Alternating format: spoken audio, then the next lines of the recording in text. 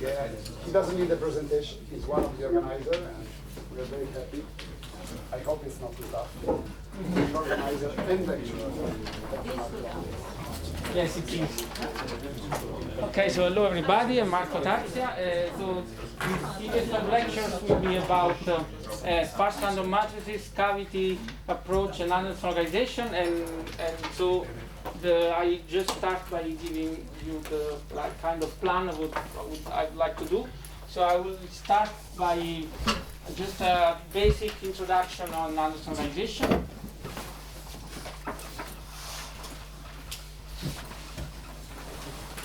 So the idea is just to tell you really the basic features and then try to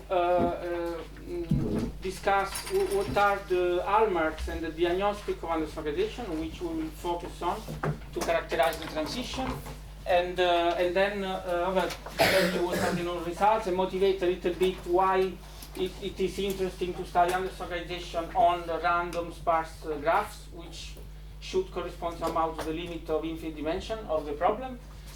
Then I'd like to present you the formalism that we will use to study this problem, which is based on the resolvent or single particle, also called single particle green function approach.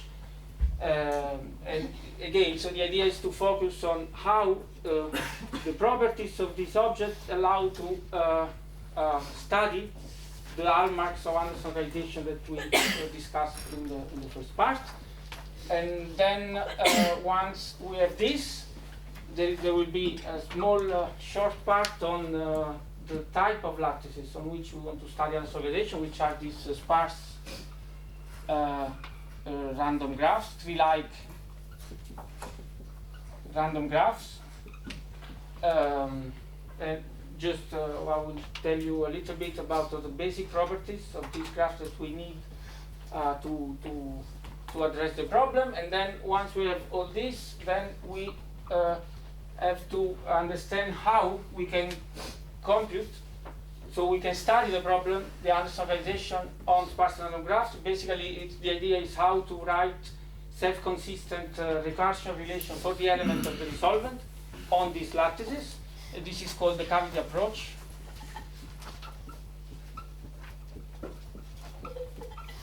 And then the next, I'd like to discuss what are the results that come out of this analysis. So we'll try to check once we solve these equations for the Anderson model of sparse random graphs. I would like to discuss what's the what's the solution that we find and which corresponds to the transition, Anderson localization transition. So the Anderson localization on sparse random graphs and random regular graphs, with a particular emphasis on the critical properties of the transition. And then also this is that's what I'd like to say. Then if I have more time, try to do some more extension on this. For instance, discuss localization on other kind of lattices like Hertz-Schreiner graphs, or related problems like localization for Levy matrices, and some more advanced things if I have time. Okay, so that's the plan. And so today we'll start from a basic introduction on localization, and I'm assuming that you, at least most of you, don't know much about this, so I'll really start from zero. Okay, but if it's too slow, tell me. If for you it's too slow, tell me. I can go a little bit faster. So yeah, so Anderson localization.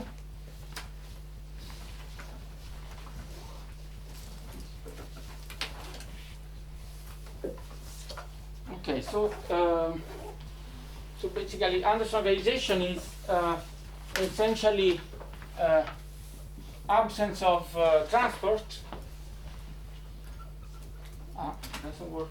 Maybe it's wet.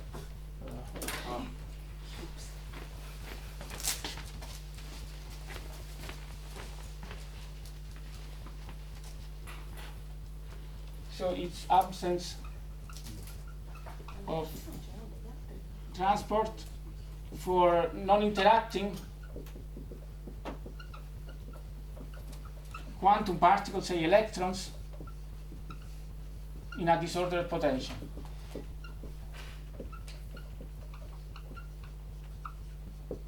Okay, so this idea was first suggested by the very famous work of Anderson back in '58.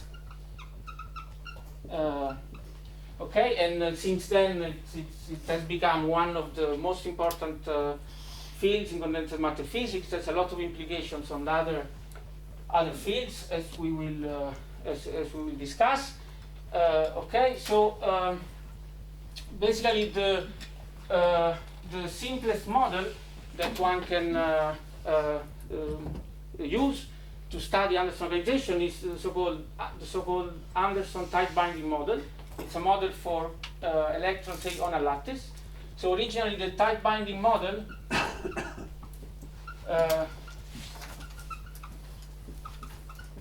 was introduced to describe electron in a crystalline solid. Okay, so imagine, let's consider a perfect crystal. Okay, so a lattice made of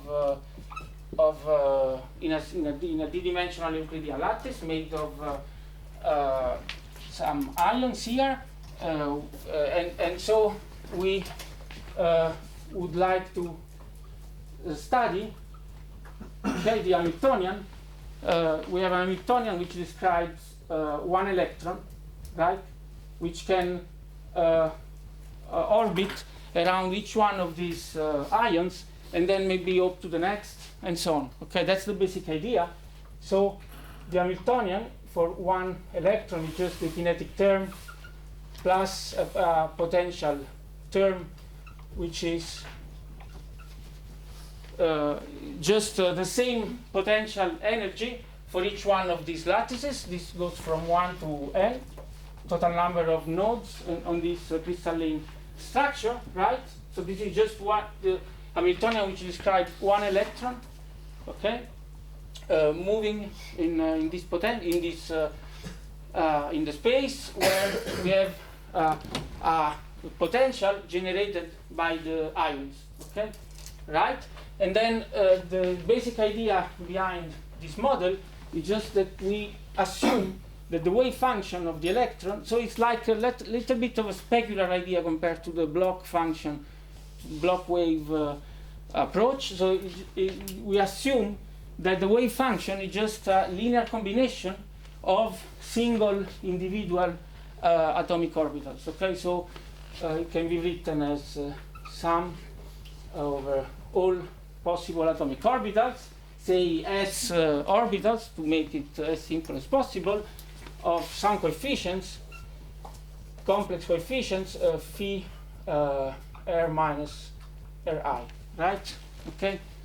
So this is a huge simplification in a certain sense, because now, the Hilbert space is just reduced to all possible sequences of n complex variables. Okay, so the Hilbert space is strongly reduced, which makes a huge simplification. And so what we can do now is to project this Hamiltonian onto this Hilbert space. Okay, so we can compute the matrix elements, okay, between different states of this Hamiltonian. Okay, so in particular we can compute, for instance,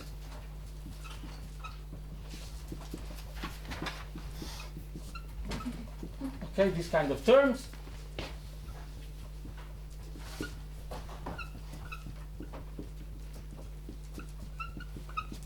Okay, so for the same orbital and for different orbitals, okay, right? And these are generic Hoping terms, right? So these are matrix elements that describe the Hoping of the electron from one orbital to another. Yes, and this is the energy, say, that one electron would have it will be in around one ion alone. Okay? Yes, just the physical interpretation of these two terms. Okay? And now the tight binding model without disorder, we just assume that the lattice is just clean, there is no defects, no impurity whatsoever, and so it's translational invariance. Okay? So we can assume that all these terms are the same, and also we can assume that the interaction potential here decreases fast enough in space, so we can just keep nearest neighboring terms. Okay? Yes? So because the matrix element here, they go to 0 fast enough with the distance. Yes?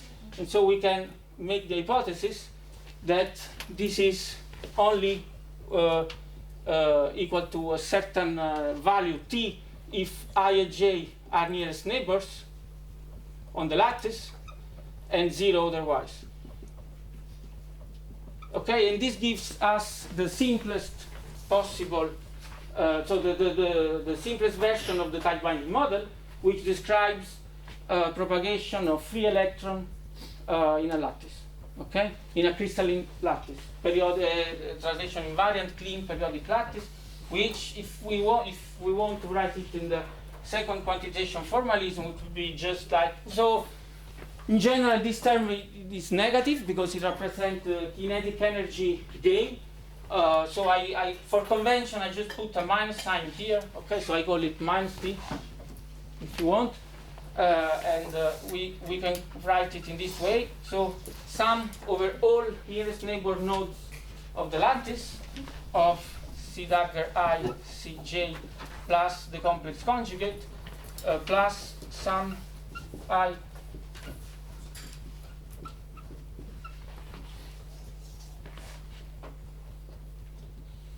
okay, where these C dagger I and J are just we don't really need them, so don't worry, but we are just fermionic creation and annihilation operators. We are not going to need them. I'm just telling you this because that's maybe the form that you will find in most of the articles and papers. Just by the way, I put in the Dropbox my handwritten notes. I gave the link to Julia, so maybe so you will have access to them later. So just if you so you don't have to take notes.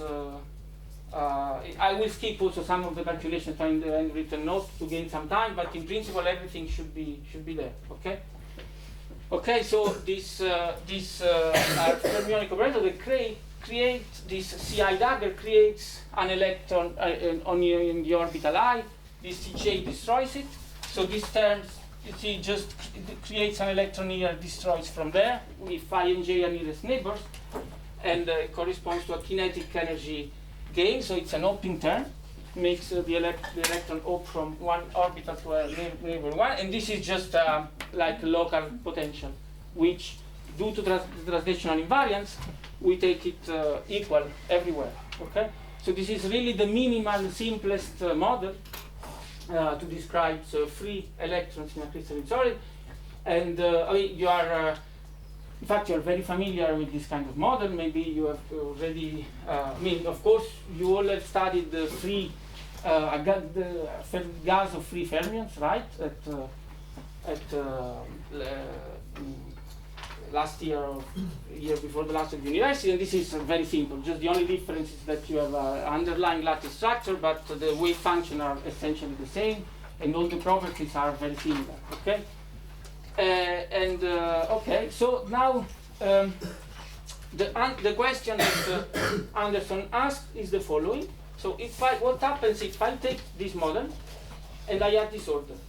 Okay, so and this model is very versatile. Okay, you know it's very simple now to add disorder in this model.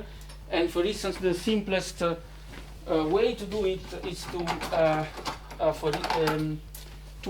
a local random potential on every node of the lattice.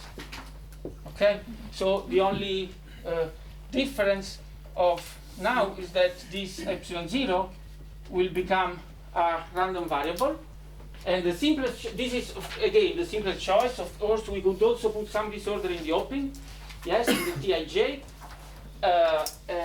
But in fact, most of the properties of the transition, I would say,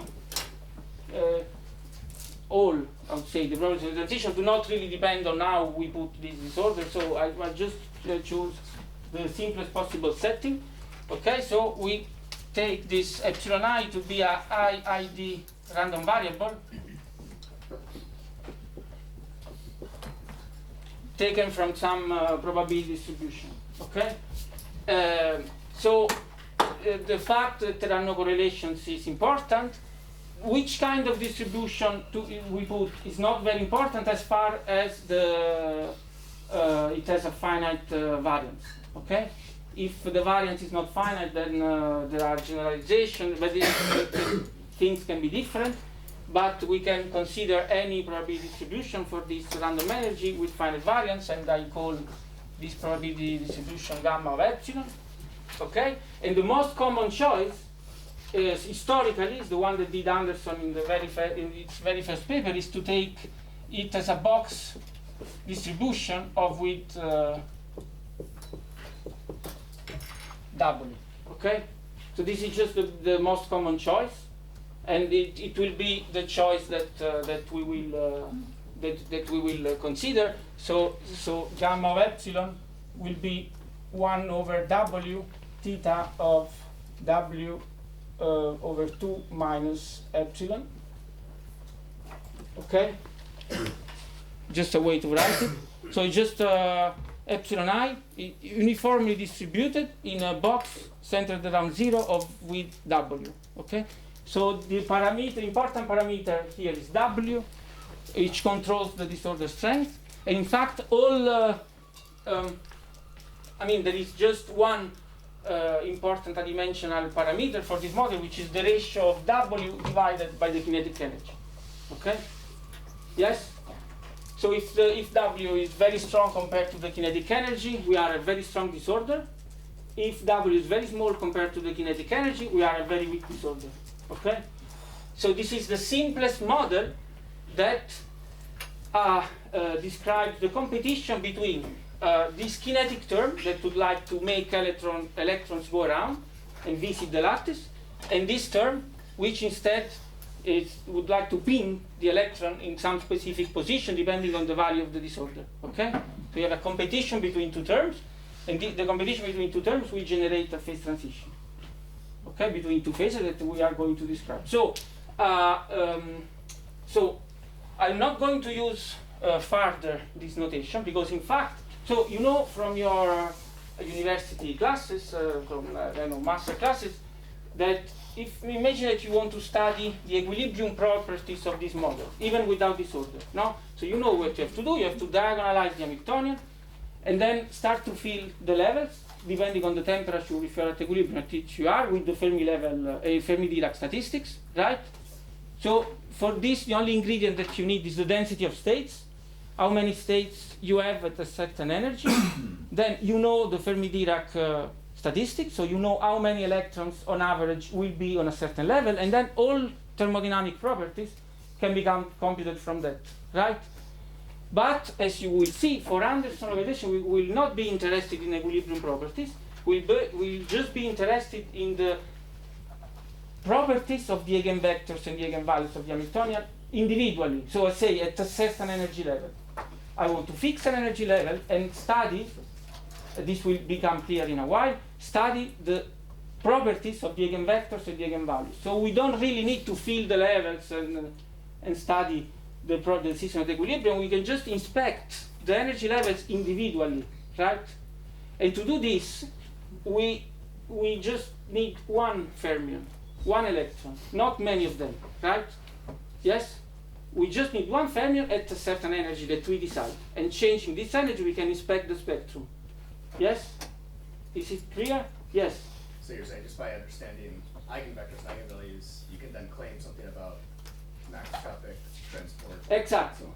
Yes. Okay. Yes. So that from the properties of these eigenvectors, we can obtain properties about transport and other properties related to the localization transition, and that's what we want to study. So basically, the properties of individual energy levels. So, or energy levels around a certain energy window. Okay. This is not about equilibrium properties like specific heat or pressure of the Fermi gas. In that case, you need to do what you have been taught. But here, in the certain time situation, it's simpler. It's simpler. We have just one fermion, one electron in this Hamiltonian, so we don't need really this creation annihilation for, operator formalism, because you see this Hamiltonian clearly conserves the number of fermions, so we can basically restrict ourselves to the sector of the Hilbert space, right, in which we have one single electron, right? So we consider the case in which sum over I and I is equal to 1. Okay, so there is just one particle, and then in this case, this Hamiltonian can be just written as a matrix. If I have disorder, it's just a random matrix, and this matrix can be rewritten in this way, right? It's minus T sum over all the links of the lattice. I write it in this way with this bracket notation, but then I tell you what it is.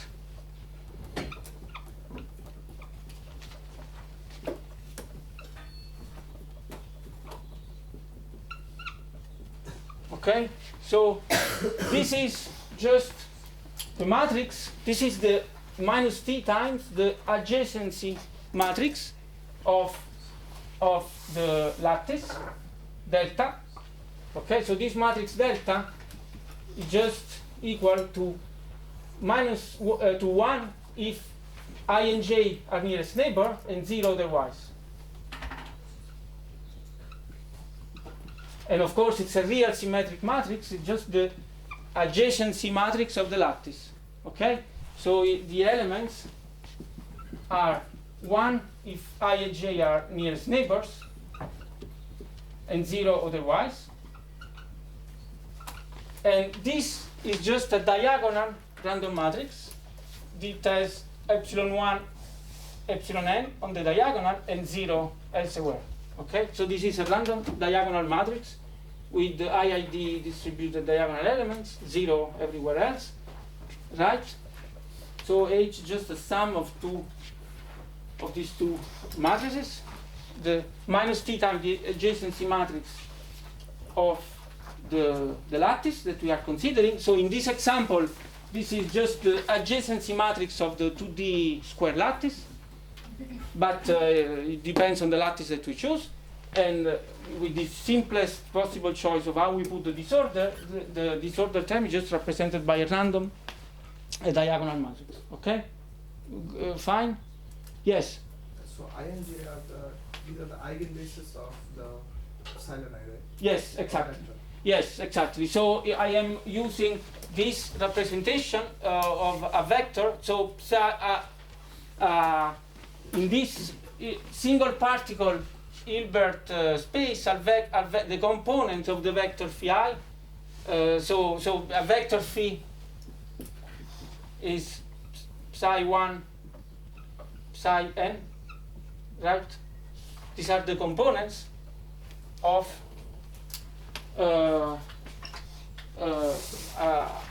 state on the n nodes of the lattice, and I'm using this notation. Psi I is just I psi, right? Okay, this bracket notation. Sometimes I write this, sometimes this. For me, it's just the same. Okay? Yes? Yeah, if you don't like the bracket notation, I can just use this all the time. It's not a problem. Yes? Fine? Okay. So that's the problem. That's the question that Anderson asked. I start from the tight binding model. I add some random potential, and the question is, what happens? Yes.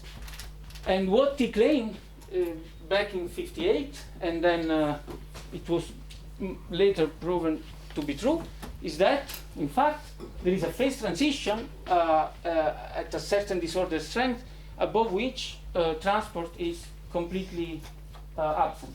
Okay? And in fact, this phase transition is a phase transition for this object, for the eigenstates of the Hamiltonians. Okay?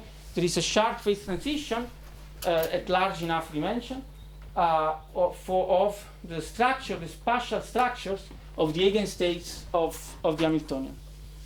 Okay? Yes? So let's try to understand how is it possible. So you are working at 0 temperature. In a certain sense, there is no temperature if you want. Okay? You have just a matrix and you want. Okay, so let's. Yes. It's in a certain sense an auto-equilibrium problem if you want. You have just a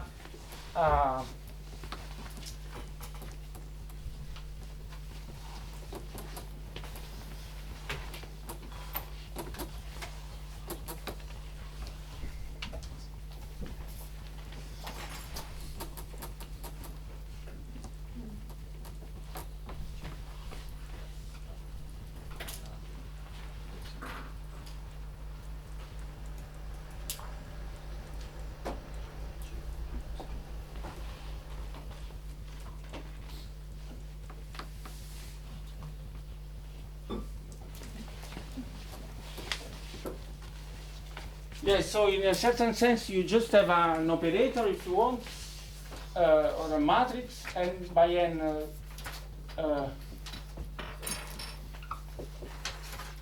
I write this, I don't know how to write this random diagonal matrix, I call it D, okay? And you want just to study the properties of the eigenvalues and the eigenvectors of this matrix, and there will be a phase transition in this, which will have consequences on transport of the particles. Okay, so let's try to understand what happens, and to do this, let's consider two opposite limits. So the control parameter is this ratio, strength of the disorder divided by the opening term.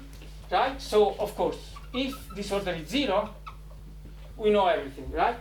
So we just go back to the standard type binding Hamiltonian, right?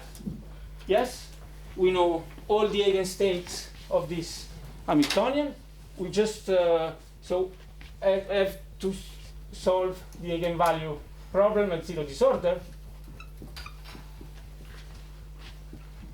Okay, in this case, this H operator, just this equation, just for every component, just becomes this.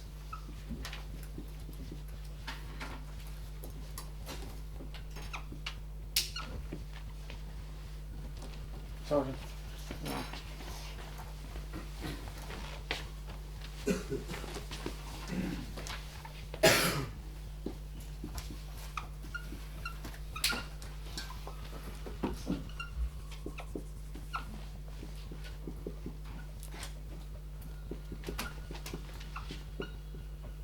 Okay, so this is basically this equation written for the components of the vector psi, right?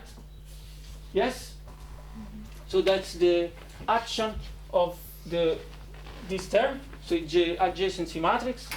When it applies on every node, it gives the component of the neighboring sites. So this notation is J, which belongs to the neighboring of E. Okay, so it means that J is the nearest neighbors of E, minus T times all this term. Then I have the random potential, and this must be equal for every I to lambda psi I. And of course, you have already encountered this problem. This is exactly the same equation that you would write for when you studied when you modeled very similar when you modeled elastic solids as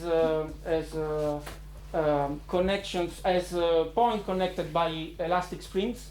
You remember? Identical elastic springs.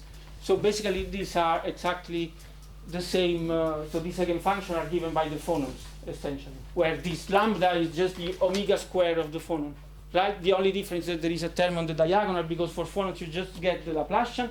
So you see this adjacency matrix is kind of the Laplacian of the lattice. The only thing that is missing is the minus the number of neighbors times 1 on the diagonal to get really the Laplacian, which is the discrete version of the second derivative of the Laplacian, of the discretized version of the Laplacian.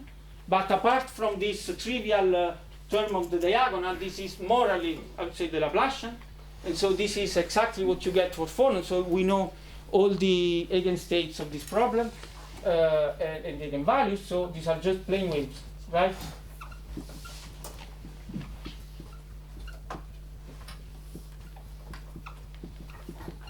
Which depends on a wave vector number k, which can take only discrete values.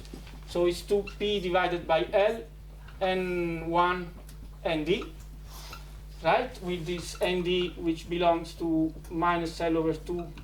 L over 2, I have to exclude one of them, either the first or the last. Doesn't really, I mean, I'm not doing this, but you know, right? And then the energies, lambda depends on k, are just minus 2t sum over mu from 1 to t cos of k mu. Okay, the components of this vector. So we know everything about this model, right? So the wave functions in the limit of zero disorder are just plane waves, right? Which are, of course, delocalized on the whole lattice. They are perfect plane waves. Yes? And of course, all the particles are completely delocalized. So now what I mean by completely delocalized, so imagine, how can I, for instance, a way that is commonly used to characterize delocalization, for instance, can be done via the return probability. So imagine that at time t equal to 0, I start my wave function at time 0 from a certain node, say certain position of the lattice, which I label 0, yes? And then I let it evolve, yes? So I let it evolve. I want to, so psi of t, I have just to apply the Schrödinger, the unitary evolution to this, right? And then since I know all the eigenstates and the eigenvalues of this problem, I can just use the spectral decomposition to write this wave function at time t in terms of the eigenvalues and the eigenvector. And then I can ask what is the probability that after a certain time t, the particle is still in 0, right? That's called the return probability. It's the probability that the particle after a certain time t is still in 0, right? Yes? Yes? Okay, and of course, if the particle is localized, this thing will not decay to 0, and if the particle is delocalized, this will decay to 0. That's a very, rough definition for the moment. We will be more precise later. Yes? Okay? And of course, if you now plug these eigenstates here and compute this, you just find that this decays to 0 as 1 times t. Sorry, now t is the time, is not the hopping amplitude. Is it okay? Is it clear? Otherwise I can change it into tau. Okay. So it just decays to 0 as 1 to t to the d. Yes? So this corresponds to not even diffusive transport. This is ballistic transport. Yes? Because for diffusive transport, I expect 1 over dt to the power d over 2. And this is because for this model, so at 0 disorder, right? At 0 disorder, there is, the translation invariance implies conservation of momentum of p. So p commutes with the Hamiltonian, and then this gives ballistic spreading of the wave packet. Okay, so it's like a pathological limiting case, but the particles are fully delocalized, and the return probability goes to 0 as 1 over c to the d. Right? Yes. This is in the limit w equal to 0, and now but we can. That's for L to infinity. Sorry? That's for Man, N to in- infinity. Yeah, that's true for, yeah, because you have I mean, yeah, sorry. So, for a finite lattice, you will saturate, eventually the particle will, I mean, the system is finite, so the particle will go back, it will saturate, so it goes down, that's 1 over T to the D, and then it saturates to a value which is proportional to 1 over L to the D, so the volume, the inverse of the volume. Okay, so it goes down as 1 over T to the D, and then it saturates to a plateau, and this plateau goes to 0, which is 1 over the volume, which goes to 0 with the volume. Okay? So in the thermodynamic limit, it will go to 0. Yes? Okay, now, so this is in this limit, and now what happens in the opposite limit when, now, say, W over T is infinite, right? So T equal to 0, and also this case is trivial. Can I erase? Yes.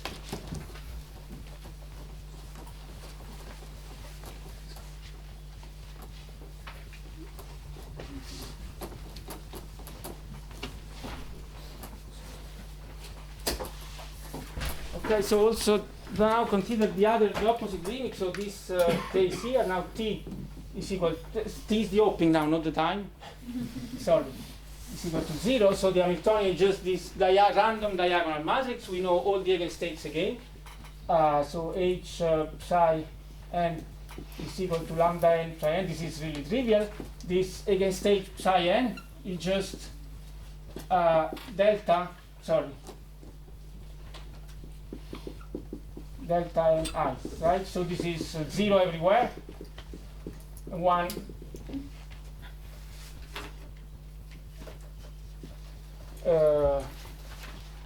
1 in n, yes? And the eigenvector, the eigenvalue will be epsilon n. So the random energy on site I. So this is the opposite limit where the eigenstates are completely localized on a single node. Of course, there is no opening. Yes? Yes? And the eigenvalues are exactly the random energy that we put. And of course, in this case, the return probability is 1. It doesn't decay. It's identically equal to 1. So we start from a particle on a given node, and it stays there forever. Right? Yeah. Okay, so these are the two limits, two opposite limits. And the common belief before the work of Anderson was obtained by trying to understand what happens when we start from here and we add perturbatively some disorder. Okay?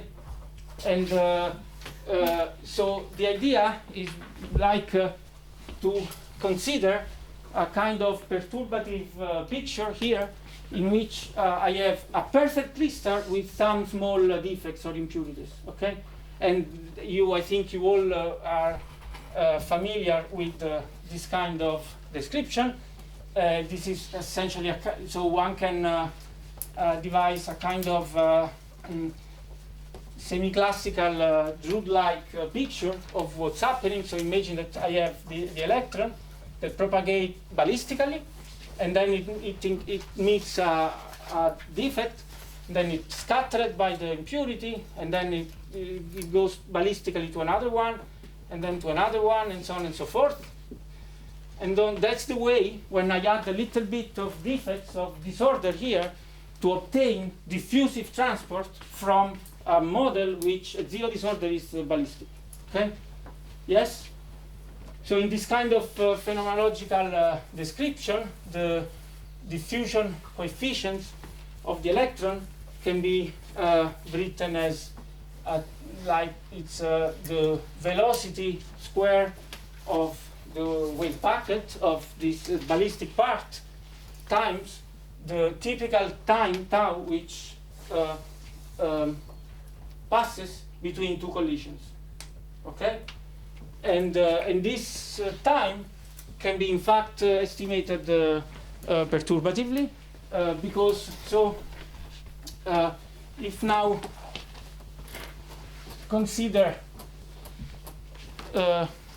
so small disorder limit, we can write H as H naught plus a perturbation, which is T. Okay, so H naught is just minus T times the adjacency matrix, and this is our sum over I, epsilon I term. Okay? Yes? Okay, so we can treat this term as a perturbation and apply, say, second order perturbation theory, so basically Fermi-Golden rule to compute what's the transition rate from one eigenstate of H0 to another one. Yes? Yes? So I can compute this transition rate, which then will be, basically this transition rate will be essentially a measure of the inverse of the time that, yes? And here your epsilon I is dependent on time? Sorry, yeah, so I know that I hadn't used T. So no, T is the opping, is the prefactor of, sorry, yes. So it's not time, it's just the kinetic energy scale. Okay, so just the prefactor of the adjacency matrix. Yeah, no, epsilon I, the V.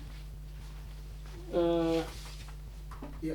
That's time. No, it doesn't depend on time. Yeah, no, sorry, no. I just start from the zero disorder limit where I know all the eigenstates, and I want to study perturbatively what happens when I put a little bit of disorder. Okay, and I'm doing this based on this picture. So I know that I have ballistic propagation without disorder, right? So just plane waves. And based on this image, right, of scattering against impurities and so on, that's the way disorder can give me diffusive transport. And so how can I estimate the time that passes between two collisions? I do this perturbatively using basically the Fermi-Golden rule, time-independent Fermi-Golden rule. Applying this as, considering this as a small perturbation, okay, in the very small disorder limit. Yes? And so basically this is some factor times, say, K prime, K V K prime square, something like this. And so if you do, so this V, you write this V like this, right? So basically the matrix element that we want to compute are of this form, epsilon I, so sorry.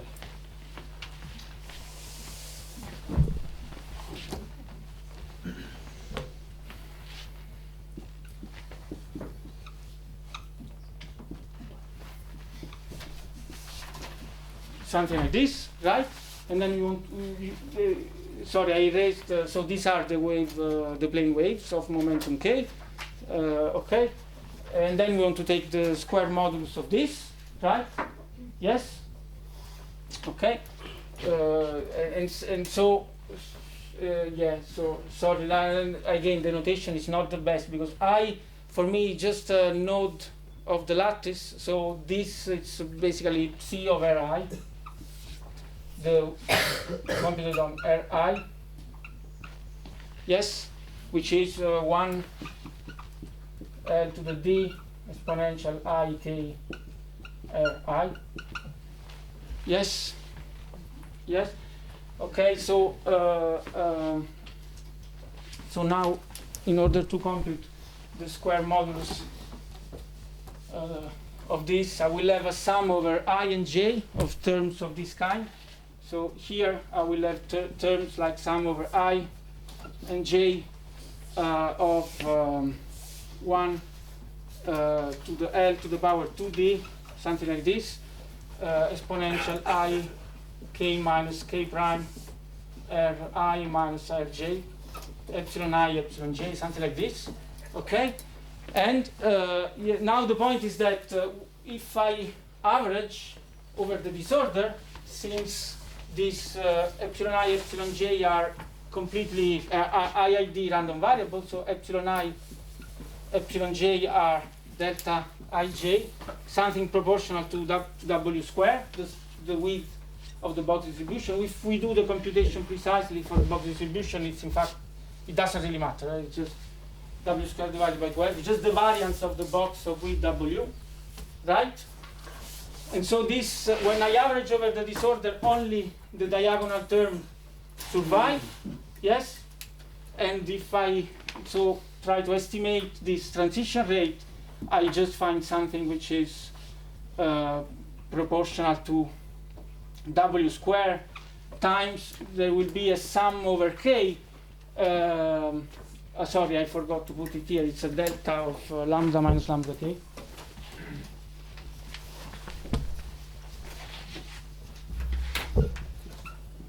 Okay, something proportional to W square times the density of states of rho K.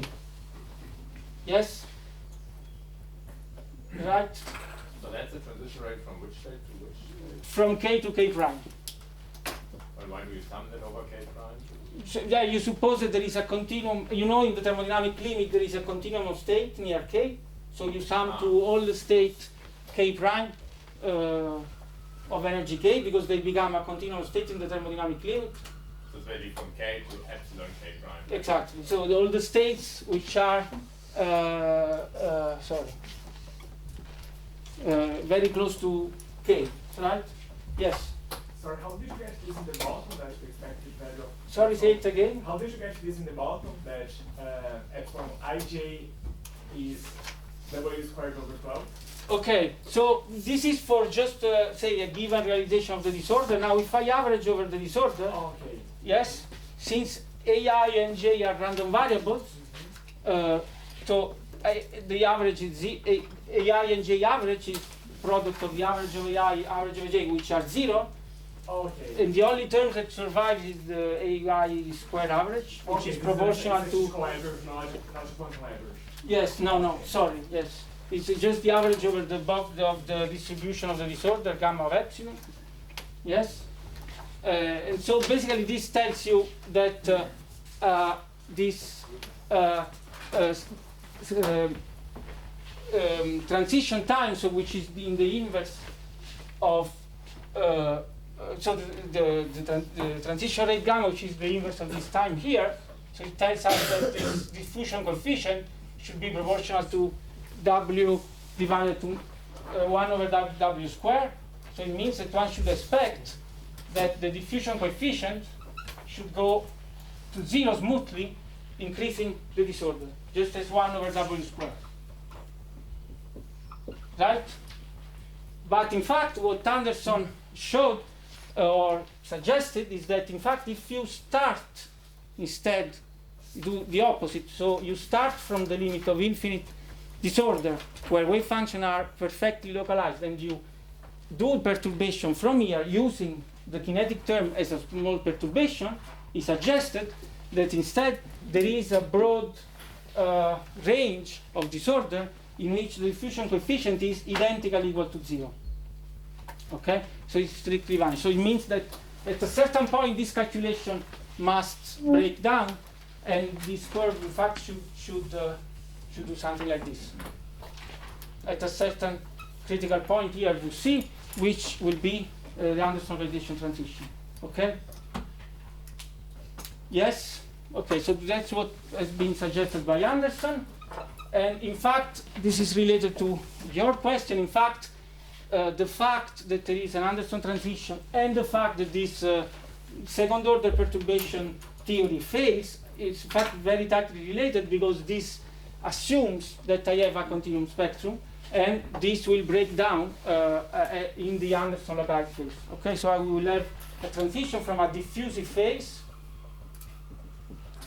and a localized phase where transport, so the diffusion coefficient and then the DC conductivity, which is related to D by the Einstein relation, are strictly equal to 0. Okay? Yes? This is like disorder averaged diffusion coefficient. Yes, So I'm you- curious. Yes, Are that's very fluctuations important that I big? try to hide.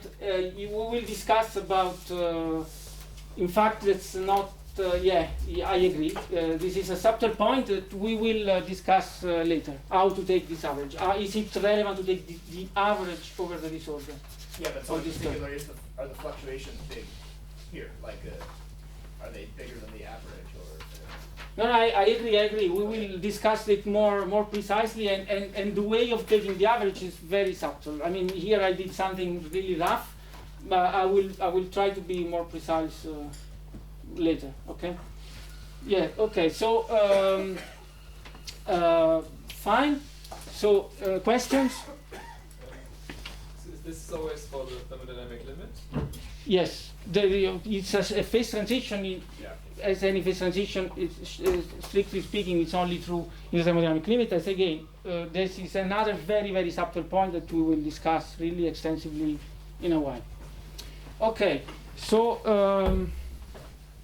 right.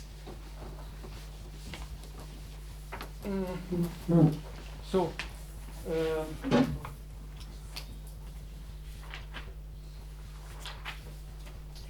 Okay, so maybe something that I'd like to mention here, which we're not going to use again, but maybe it's important to know, so that the fact that diffusion is completely suppressed, in fact, it's really purely say quantum phenomenon, in the sense that it's due to quantum interference the disorder produces quantum interference that makes the wave function vanish at a certain point and localize. Okay, so it was something that it was really unexpected when Anderson proposed it, and so the basic thing is that imagine that I want to go from a point I to a point A to B. Okay, so classically the probability for going to A to B would be just the sum over all the paths for going to from A to B with some weight, but for a quantum particle, the probability for going to A to B is the sum of the square of the amplitudes. So I have to sum over all the paths to go from A to B, and each one has a certain coefficient and a phase. I can write it generically in this way, and the probability from going to A to B given by the square of the sum of these amplitudes. And so there are some classic terms, which are the diagonal terms. Right? This is essentially what you have for a classical particles, but I can also have interference terms.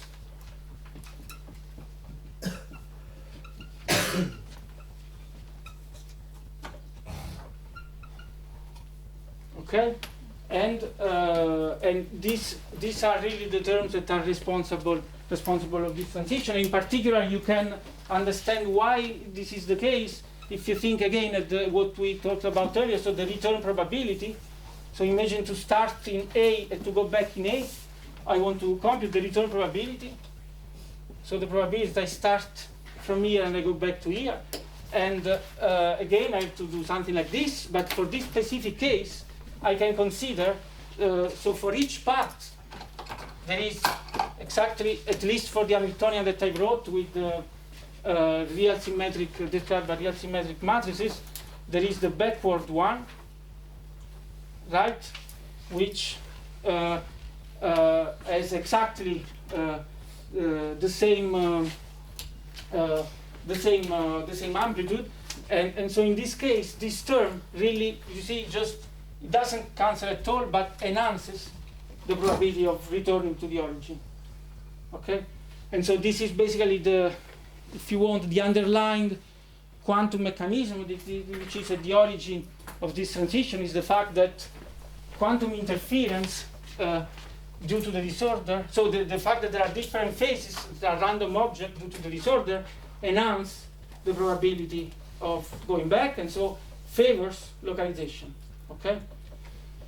Great. So, questions? Can Yeah. you explain this again? I think it was too quick. Sorry, no, I would have okay. intuitively said the opposite from what you said. Sorry?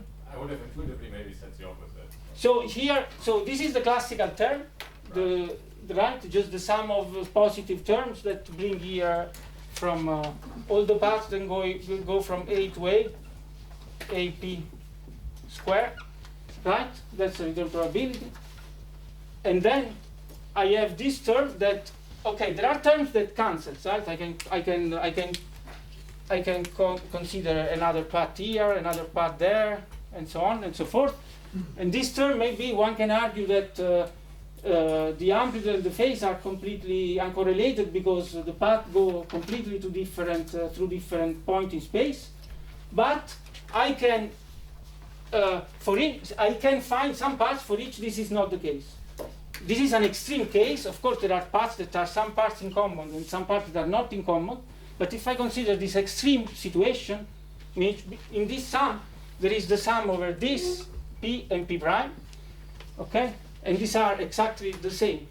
Okay, so this gives me an extra AP square,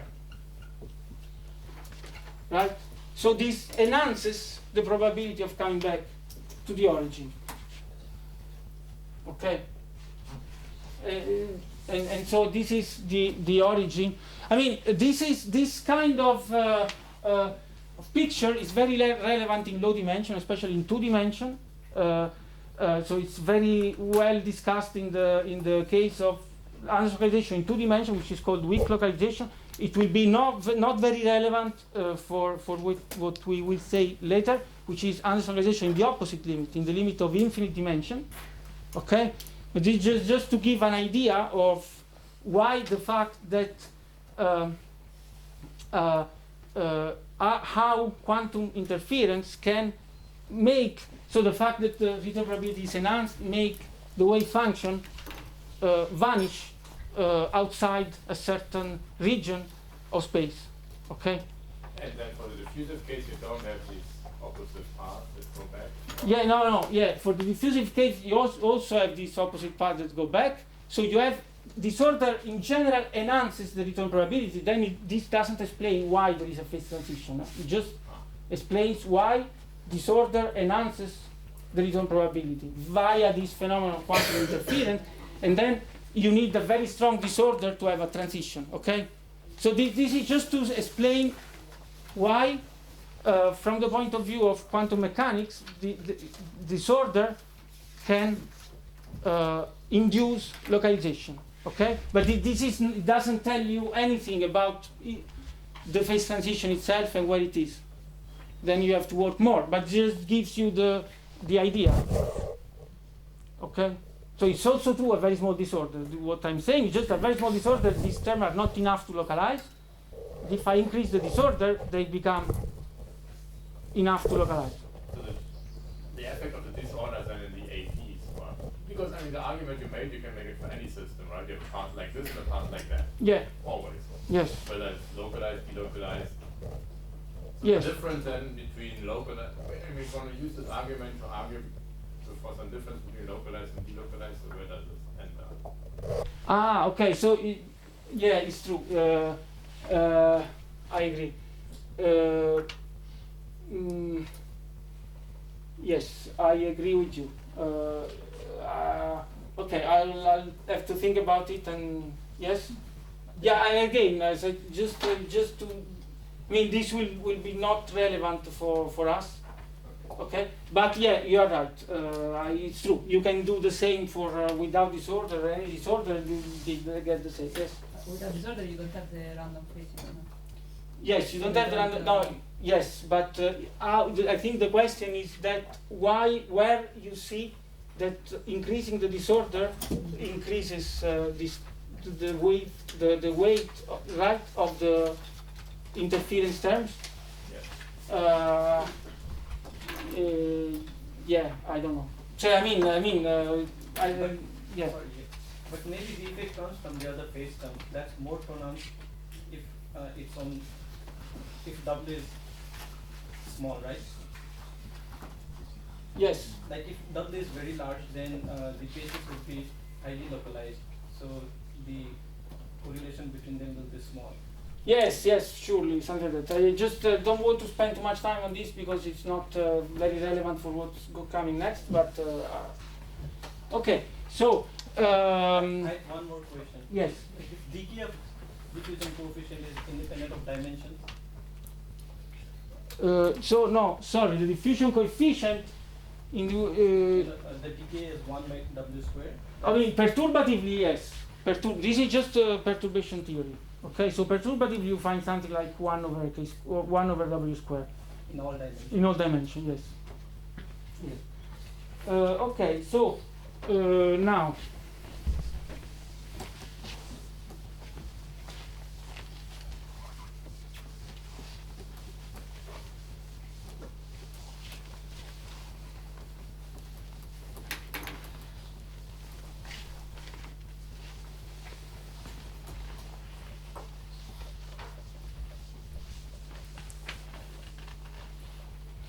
Okay, so let's recap what we have up to now. So we have, as a function of the disorder, we said that we have a transition from an extended phase and a localized phase. Okay, so in the extended phase, we have the wave function are essentially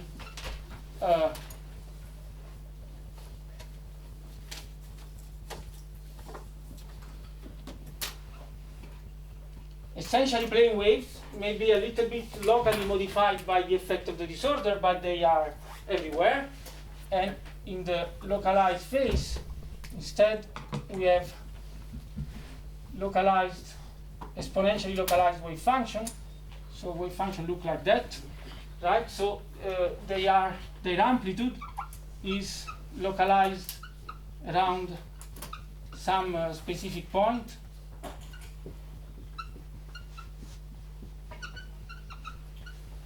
Okay, something like this, and with a transition between the two. Okay, that's basically Anderson condition. So, and then we have seen that this has impact on several physical problems we will see. So, first of all, in this phase, we have diffusive transport.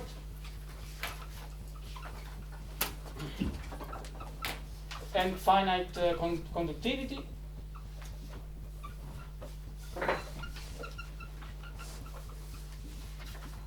And here we have no transport. So D and sigma are equal to 0. Okay? And then, so these are just the first R marks of localization that we have discussed so far, but there are others very important that I'd like to discuss. So, first, so R marks of localization, first of all, is absence of transport.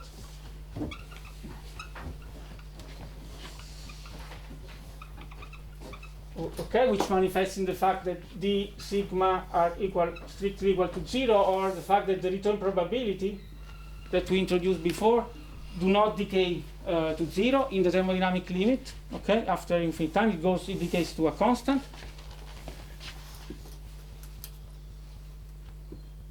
Okay, and then of course the fact that the wave functions are very different, the spatial structure of wave function have many implications also on the statistics of the coefficients of the wave function, in particular of their moments. Okay, so so wave function statistics.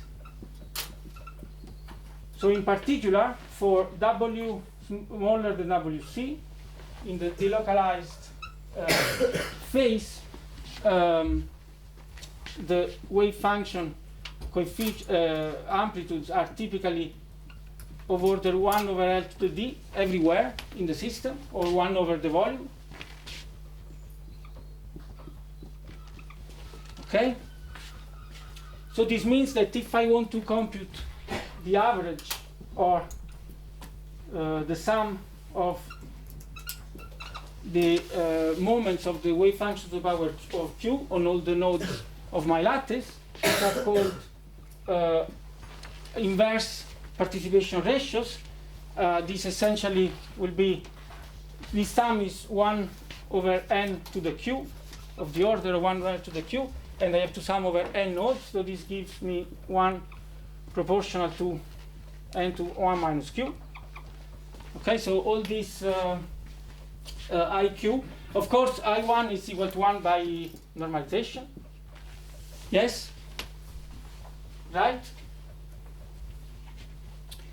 But that tells me that all for IQ they behave in this way as in terms of, as a function of the system side. While if I am for a strong disorder in the localized phase, now we see that the wave function only occupies a limited portion of the space. Okay, so now if I sum psi I to the power 2q, basically this is the system, the wave function here only occupies a space which is of the order of psi log to the power d. So basically this behaves as psi log to the power 1 minus q, which is order 1. Okay? Right? So in the delocalized phase, these moments of the wave function scale with the system size in this way, while in the localized phase they stay of order 1. Yes? Essentially, these psi log are a measure of, so in particular, it's a measure of the inverse volume occupied by the wave function. And so computing this object allows to distinguish between a case in which the wave function occupies the whole lattice from a phase in which the wave function occupies a finite subset of nodes of the lattice, okay? Which stay of order 1, right? And then there are other very important landmarks of localization, so which are related to spectral statistics.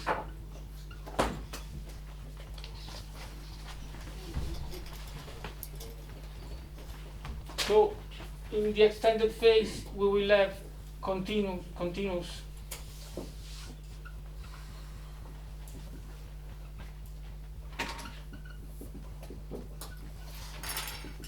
okay, so there is a transition also for the level statistics, which will go from continuous spectrum to point spectrum, and this will be the focus of the, I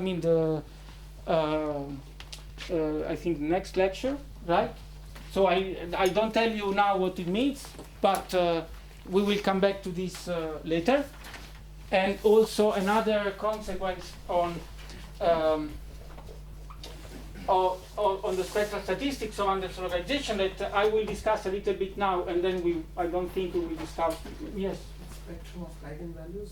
Yes, we will discuss very deeply this point. So for the moment, I just tell you that there is a difference in the spectral statistics from the extended phase to the localized phase. Without entering more in the details, we will talk much more about this in the next. And then I will discuss another consequences on the spectral statistics, which is the level correlation, so the correlations between the eigenvalues, okay, of the system. So in this extended phase, the correlations of the eigenvalues are described by the universal ensemble of random matrix theory. So for the Hamiltonian that I considered, it corresponds to GOE statistics. Here instead we have independent energy levels, okay, which corresponds to Poisson statistics. And since I don't think that we will discuss this later on in the lectures, I will just now tell you a few words about this, and then we will come back on this difference, continuous versus point spectrum, which on the other hand will be really the key a key aspect on which we will focus on a lot. Okay, so let's try to understand what it means.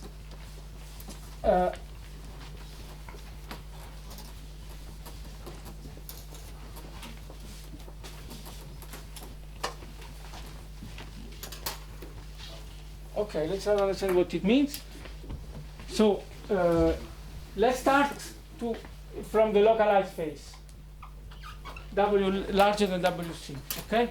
So we have said that here, basically, the Anderson idea is that we are in the strong disorder phase in which the kinetic term can be treated perturbatively, and the localized phase is stable with respect to this perturbation. Okay, so this means that the energy levels of my Hamiltonian will be given essentially by the random energies that I put at the beginning plus some small corrections.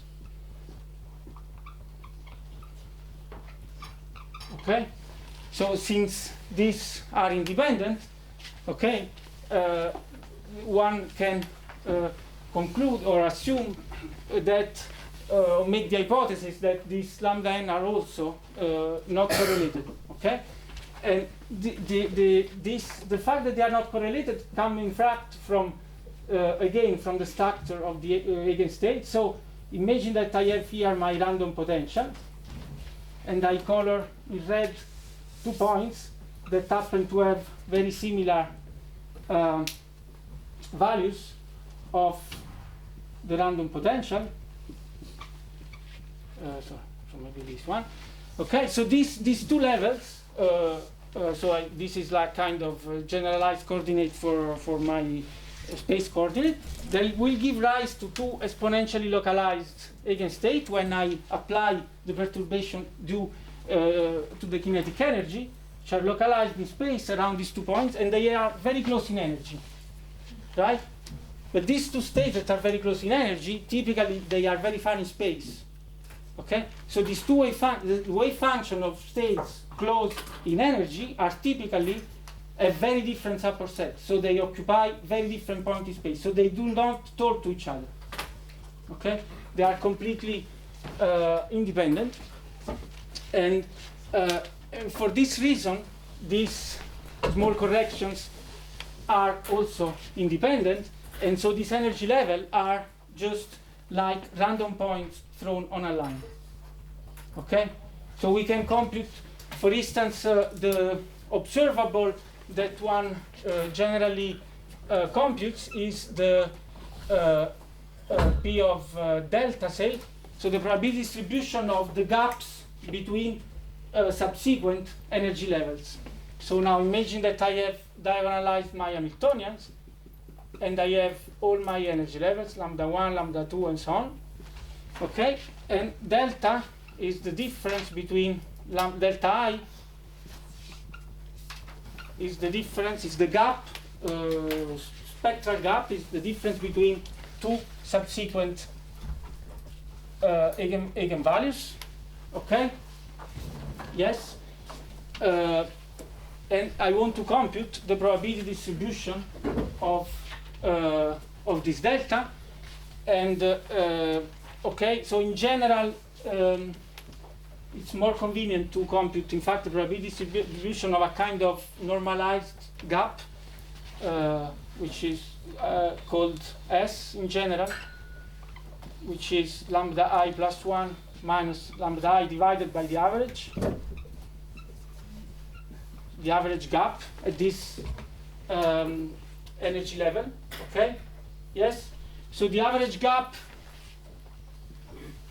at this energy level, we know what it is. It's because we know that if I have a certain density of states, rho of lambda, okay, so I can define the density of states rho of lambda as 1 over n sum over I delta lambda minus lambda I, and if I have a certain density of state rho or lambda, so it means that the number of states within a certain energy interval, lambda lambda plus the lambda, okay, so the number of states here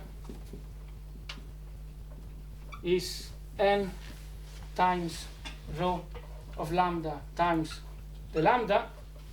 Okay, yes, that's just by definition.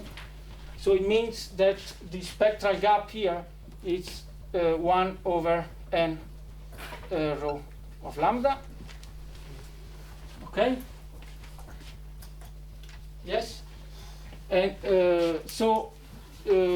what one finds numerically is that this the probability distribution of this S is just exactly in the localized phase of the Anderson model is exactly the same that you'd find as you have thrown randomly the bonds on the line. So basically is the one given by the random energies, okay, that we can compute exactly, easily, okay, yes, and it's the Poisson distribution, so it's just exponential minus S, basically.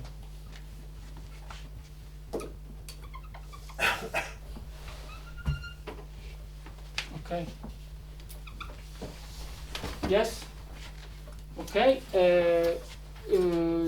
So if you want, as an exercise, I leave you as an exercise to compute the probability distribution, this probability distribution, for just the random box. So throwing randomly the energy levels with the box distribution. Okay. Or I mean, in fact, it's not necessarily the box distribution. Any distribution, you take independent levels far from the edges of the distribution. You compute this object. Okay, so basically, to compute this, you can compute what is the probability of finding a gap larger than a certain value, right? You can write the probability of finding a gap larger than delta naught, which corresponds to a normalized gap of S naught, right? And you can write it as 1 minus the probability of having a point in the interval lambda plus delta naught, right? Yes.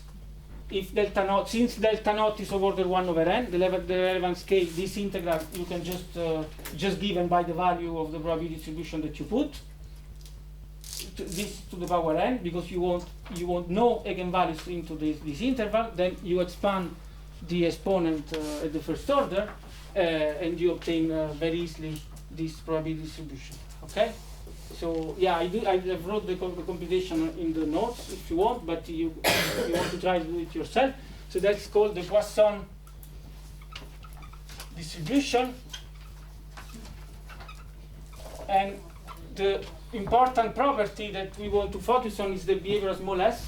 So you see that this probability distribution is 1 small s, it's maximal small s. So it means that there is no repulsion between energy levels. There is no spectral rigidity, what this is called. Okay? So I can put two energy levels as close as I want. And this is the reason, the deep physical reason is due to this.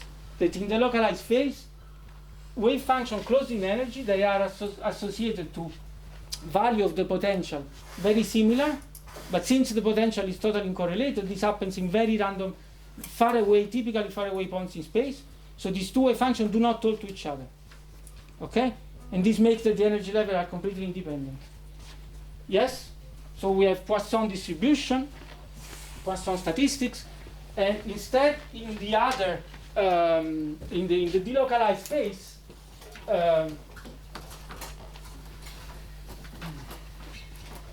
in the delocalized phase, we have, it's the opposite situation. If we consider two wave function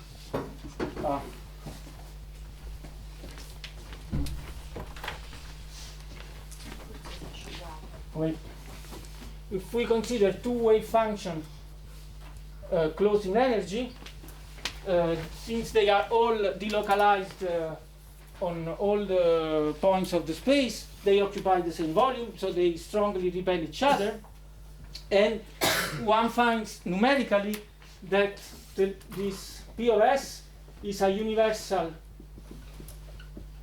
distribution which is exactly the same of the one that you find for a GOE random matrix. Okay? So this is it possible to show, but it's very hard to show, so there is no simple computation to show it. Yes. But it's supported by numerical simulations, and the hallmark instead of this probability distribution of the GOE is that instead it goes to 0 for s equal to 0. Okay, in fact, sorry, it's s squared. It goes as s squared to 0. Yeah, so it means that the probability of finding two energy levels very close to each other is 0. Yes? And the reason is that if I try to bring these two levels close, since the wave function occupy the same set, they repel each other. In fact, this, the eigenvalues here, they behave as a gas of interacting particles with a logarithmic potential. So they repel each other. Okay? And this is the origin of this behavior. So I don't think I will come back on this, but I thought it was good that you know.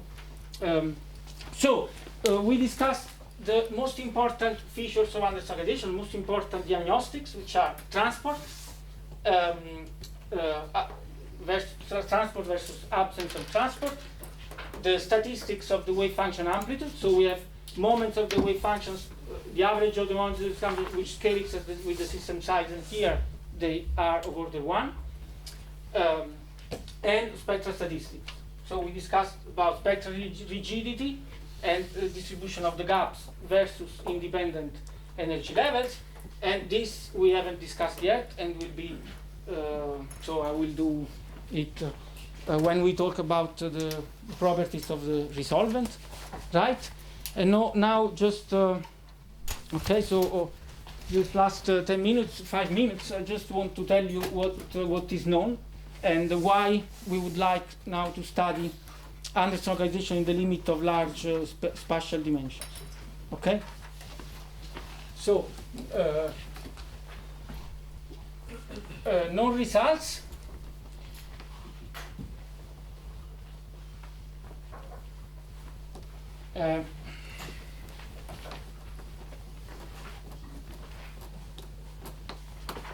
So, known results.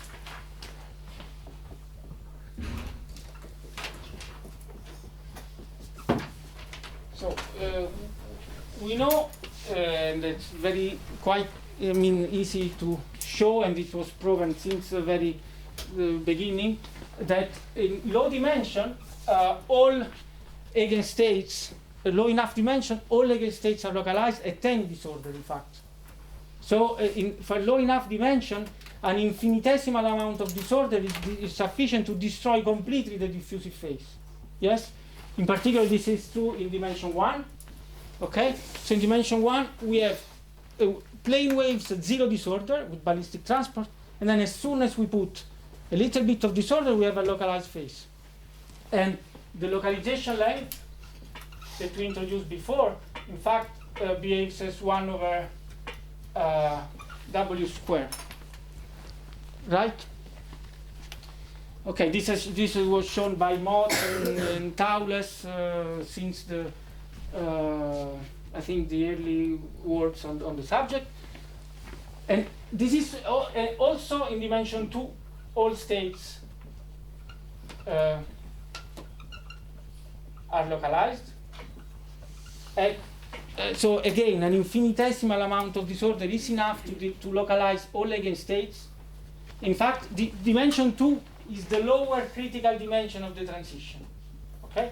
So the lower critical dimension is the transition starting from which we start to see the transition. So this is a generic definition for a standard phase transition. For the Ising model, the lower critical dimension is 1. For the Anderson transition, at least for the model that I considered, so for real symmetric matrices, DL2 is the lower critical dimension. Yes? And the localization, D2 is very, very peculiar. It's the phase which is dominated by this interference paths and so on. And it's a very peculiar phenomenon which is called weak localization. And the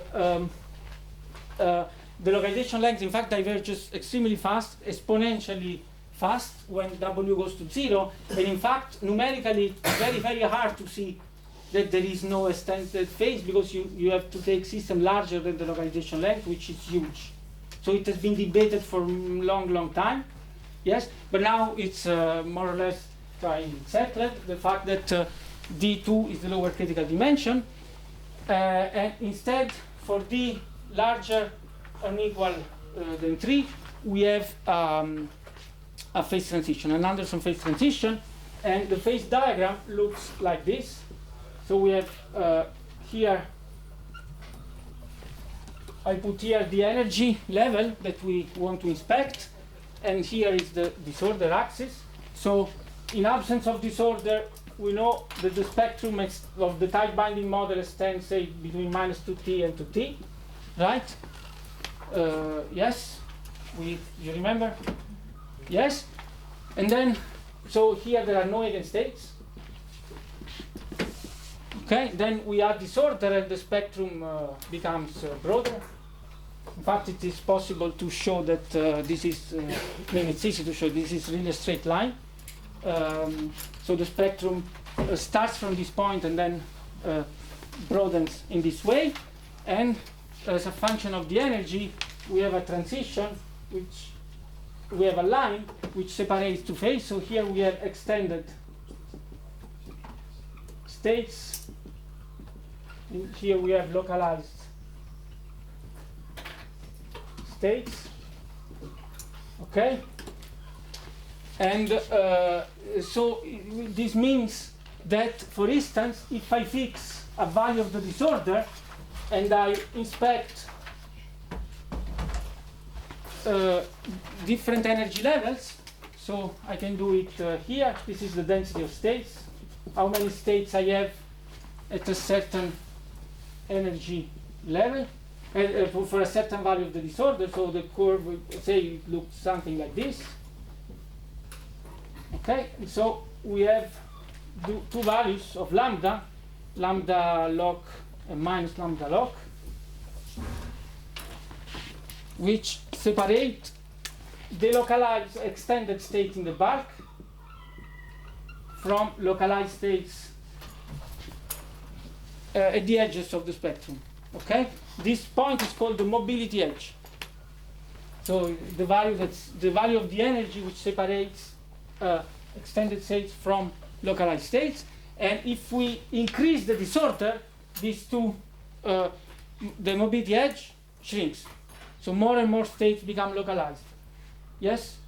So another way of inspecting the transition, for instance, is instead of considering only the middle of the spectrum and going up, so increasing the disorder, and at this point we have this value, WC, critical disorder, which is more, I mean, the one that we will focus on the most. First of all, because there are some technical simplification when you consider zero energy in the calculation, and second, because that's really the point above which all eigenstates of the Hamiltonian are Anderson localized. Okay? So you can fix energy, increase the disorder, and so the results in low dimension system are well described by the scaling theory.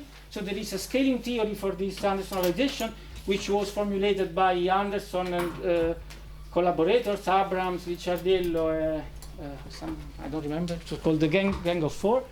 And the scaling theory basically describes very well what happens in finite dimensional systems, and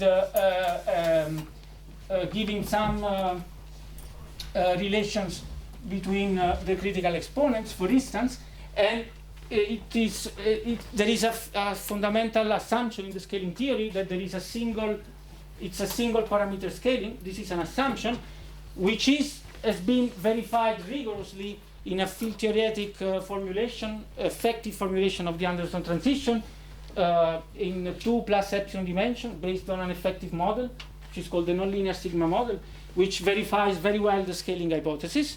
So these results, I would say, are very robust, and they have a very solid basis.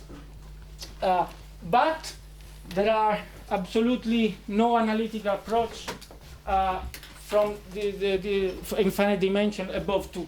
Okay, so the only analytic approach are in dimension 2 plus epsilon. There is this nonlinear sigma model formulation, and so if we look at the critical behavior, which is predicted by the scaling hypothesis. So we have this localization length, which is the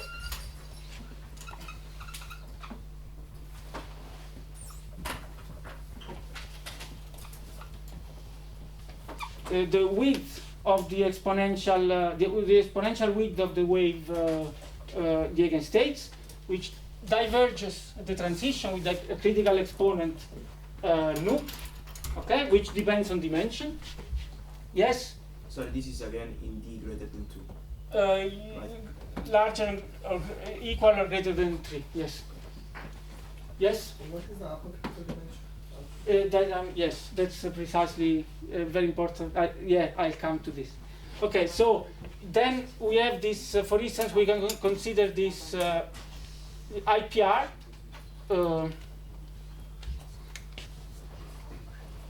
I2 that I introduced before. So I2 is just the average of sum over I psi I to 2q for 3 equals to 4 to power 4, right?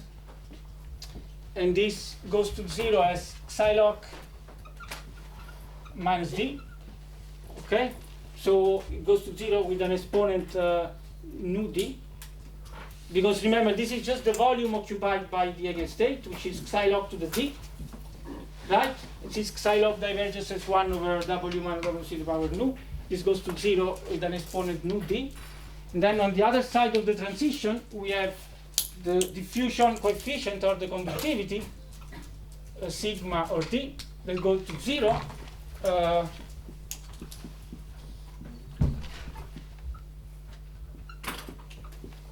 an exponent nu times d minus 2. Okay, these are the predictions of the scaling analysis, which are very well verified by numerical calculation in any finite dimension, and also by the nonlinear sigma model in dimension 2 plus epsilon. Okay, and then there is a so-called correlation length on the other side of the transition, which also diverges with the same exponent psi core, with the same exponent as psi log. And what's the physical meaning? So psi log, the physical meaning is very easy to explain. We have exponentially localized wave function, and so just the length scale, typical length scale over which the amplitude of the wave function decay. This is more complicated to understand what's this psi core. So what's this psi core? So to understand what's psi core, we have to understand what happens at the critical point. So at the critical point, the wave functions are so-called multifractal. I don't want to enter too much into details, but that just means that they are just in the middle of being localized and extended. So the typical wave function at the critical point will have peaks of all possible heights. Okay, compatible with normalization, of course. Yes? Okay? Yes. So basically, this correlation length is essentially, physically, the volume inside which, if you take a system smaller than this length, the wave function looks like critical. So okay, if you are too close to the transition and you take too small system, you see wave function like this. You don't really realize that it's fully extended. It seems that some of the moments are not do not scale as 1 over n to the 1 minus q. But then if you go above this length, you realize that you are into the delocalized phase, and the wave function have a normal scale with the volume, and everything is as in the standard. So I guess around critical point you are not then described by GOE, no Wigner-Dyson. Exactly. Right at the critical point, you have non-universal spectral statistics as well. Yes. Just because I was wondering, like, usually this ergodic and ergodic, it's usually crossover, right? Yes. It's not a transition. And here Yes. it looks like you say that in one phase we have like ergodic one phase. Yes. And ergodic, So I'm this what I said before is about the thermodynamic limit, and then it's true that there are finite size effects which can be very strong depending on the dimension in which we are. Okay, but so it's not a transition. No. In the thermodynamic limit, it's a sharp transition. It's a sharp transition. In the thermodynamic limit, but if we take systems which are smaller than C core, Okay. it seems that we have a critical region in which the eigenstates are not fully extended. Okay. But this is only a finite size effect. Okay, and so how much? It's over. Ah, it's over. Okay. So, sorry. Thank you, Marco. So if there are questions, you can ask. No, Later. later. I can just Oh, Madonna. Don't worry, don't worry. Thank you. So now, if you are sitting, stay in the room. David, so David is in charge of all the setting activities for the event. So I'm supposed to. I will wish you welcome to École Nationale Noire, and I'm going to meet you, my team. So I've got some colleagues, some teacher from the school who is going to teach you sitting during this week, and we've got students also because they will spend an exam at the end of the week. So we'll have 2 coaches by group, and there is 4 groups: 1 sport boat, 1 windsurfer, 1 birdie fish, and 1 catamaran. Yes. So I'm David, I'm going to look after catamaran. Excuse me. With Thibaut. Thibaut, nice to meet you.